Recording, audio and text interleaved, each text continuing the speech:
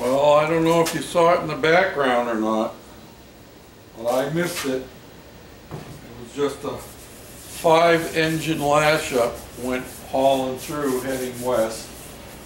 It looks like it's a combination of closed containers and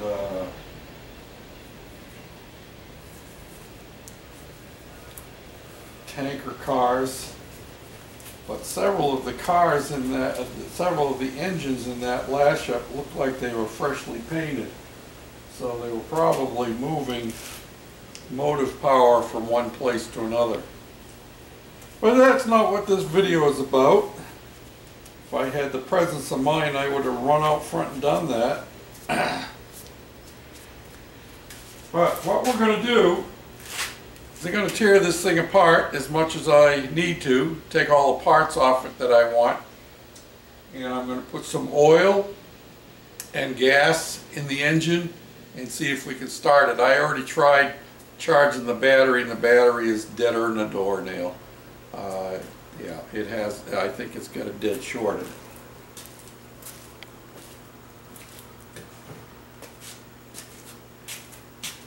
And it's raining outdoors. I got a couple other projects here that I need to get done, hopefully today. One of them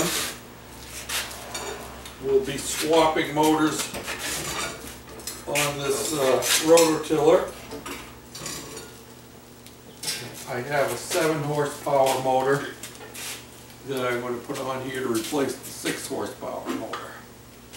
So, but first thing to do is I'm going to pull the front wheels off of this, and I'm going to pull the tie rods and that kind of junk off.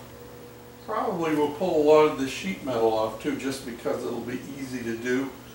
And I'm just going to take most of it to the dump rather than going to the scrap yard with it, because well, it's raining and the scrap yard is a real mess when it's raining out. So yeah, one of the things that can get off of here, this thing's got a bunch of shift knobs. There's one right there. There's 3 of them total, plus this little one here, nice little round one, which might end up going, and this is a throttle control. This one might end up going on my Arian's Emperor. I like a nice little round one on there instead of the thing that's on it. So yeah, let's get to it.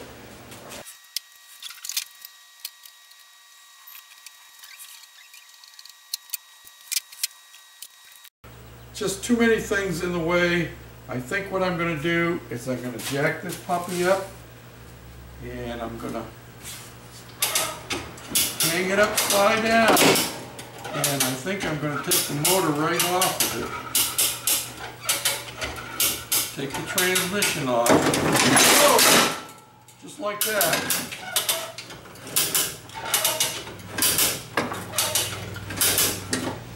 Pull my truck out of the way. Woohoo!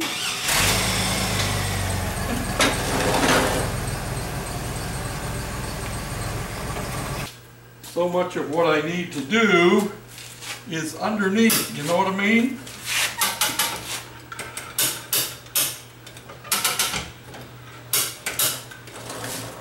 And I suppose, oh, good thing I did that, because the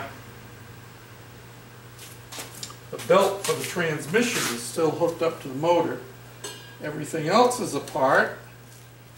Let me take you over here, show you what's going on. Maybe you'll be able to see it. Maybe I got you up too high still. Okay, so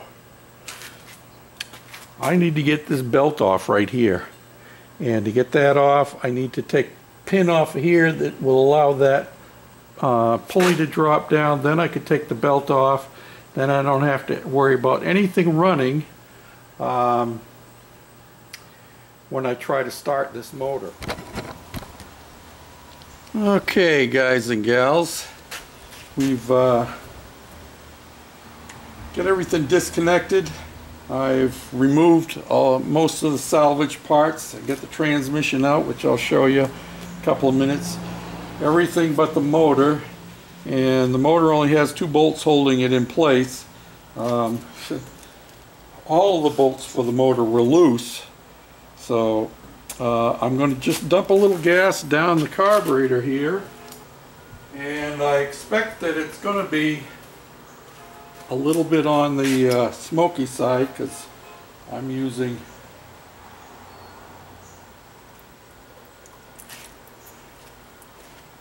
let me see, where's my throttle leakage?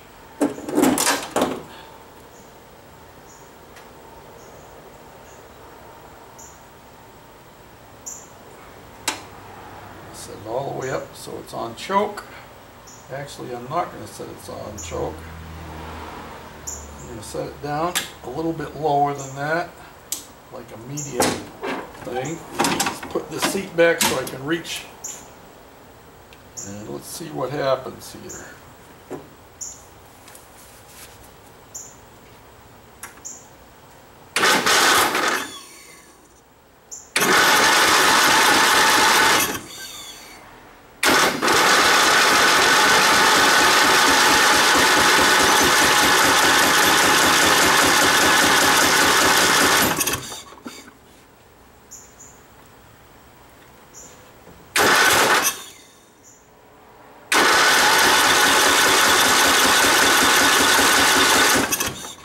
Make me very happy.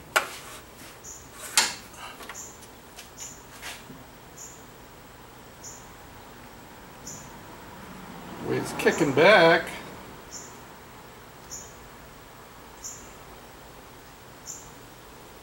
Sounds like the key has jumped on the flywheel.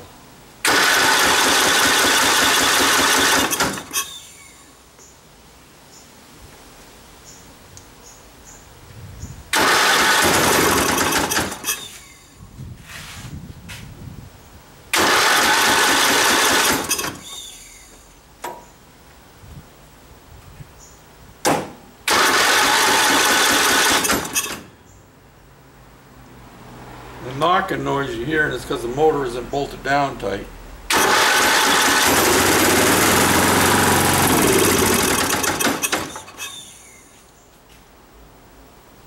See if I can get some gas down into the float bowl.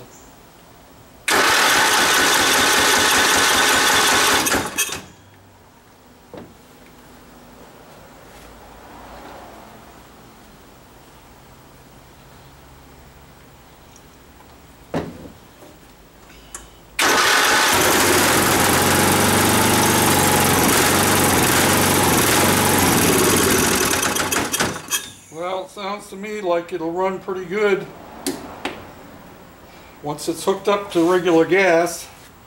I wouldn't be a bit surprised if the carburetor needs to be taken apart and cleaned out, because it hasn't been run in 4 years, and even though the fella drained the gas, it's still a possibility that there's a little bit of gas still down in the float bowl here. So yeah, that's a good positive thing. So I'm going to have to slide it off the back of the truck here and take the last 2 bolts out so I can take that motor off. Let me do a little shaky cam work here. And I'll show you my transmission. This is a 6-speed transmission right here. And it is the same as, but different from, the Goofy Cart transmission. This is the top of the Goofy Cart transmission right here. Right here. And this is where the shifter would go in So this would be around this way, like about like that. Yeah. This bung here is where the neutral safety switch is on there. This is where the shifter comes out of. And as you can see, this is in neutral now. And there's one. Let me get another glove on. I just washed my hands so I don't get all greasy again. Well, that's kind of a foolish thing because I still got to pull the motor off. That's one. There's 2, 3, 4, and 5, just like that. And then you come all the way back, and you have to come up. You have to lift up on this. Yeah, it's kind of hard to do when it's not in the vehicle. Let's see if I can turn that a little bit.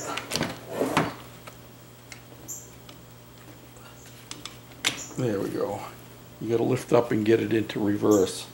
So that's up in reverse, and then you kick it down there. Neutral. Yep. So yeah, this is a 700 series transmission.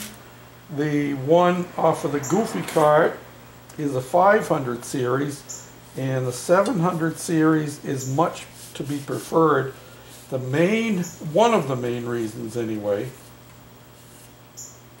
get dirty from not being kept covered up all the time. One of the main advantages of the 700 series is that this has oil seal in the output shaft down here. The Goofy cart transmission does not. And it wasn't an issue for a lawnmower because they only go 5 miles an hour at the fastest, and these are packed with grease. This one probably is packed with grease as well.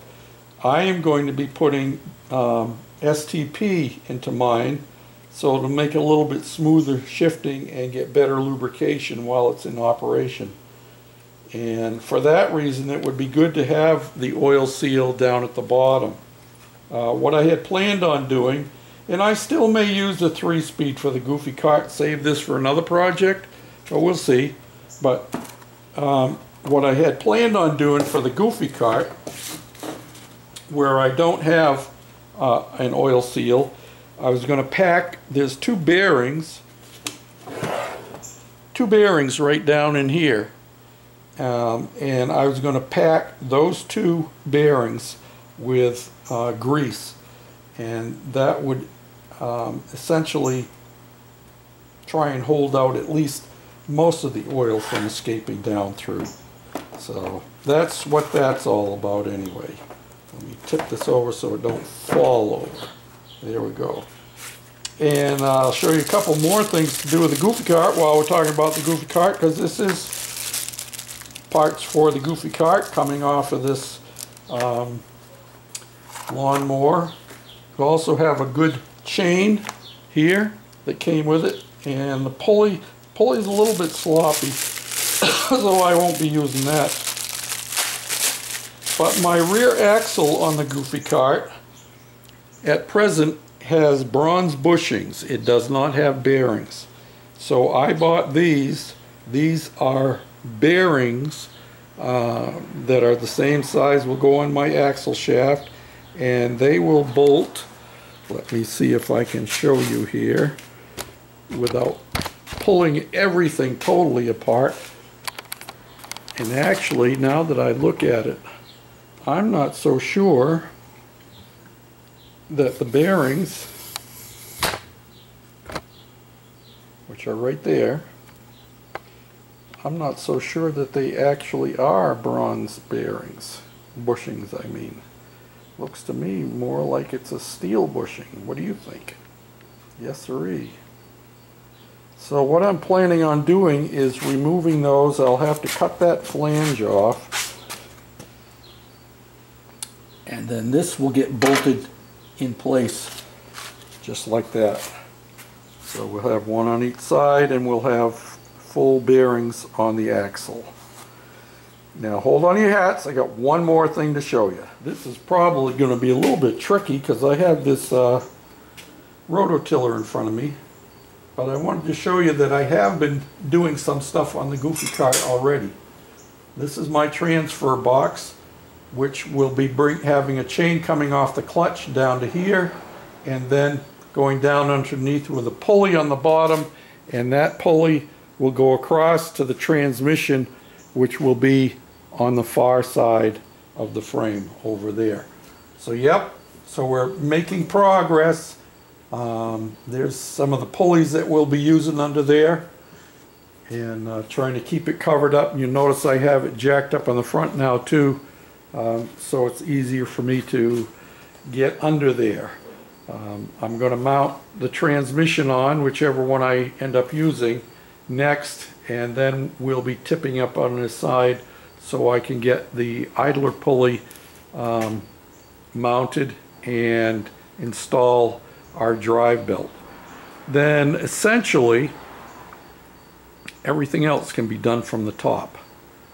Even the chains that go down the inside of the frame can be done from the top. So that's our update for today. Success. Took me a lot longer than I expected, but the motor sounds like a good one. It probably will end up in the John Deere to replace the 6 horsepower that's on it, that I'm pretty sure threw a rod. Yep. So till next time, this is George, the Shade Tree Fix-It-Man, saying thanks for watching, for commenting, and for subscribing. And it don't matter how old they are or how long they've been sitting, there are very few of these old small engines that can't be brought back to life again. This one has been sitting at least since 2014. That's what the owner told me, and that's what I would guess because the battery was from 2013, and unfortunately it's deader than a doornail.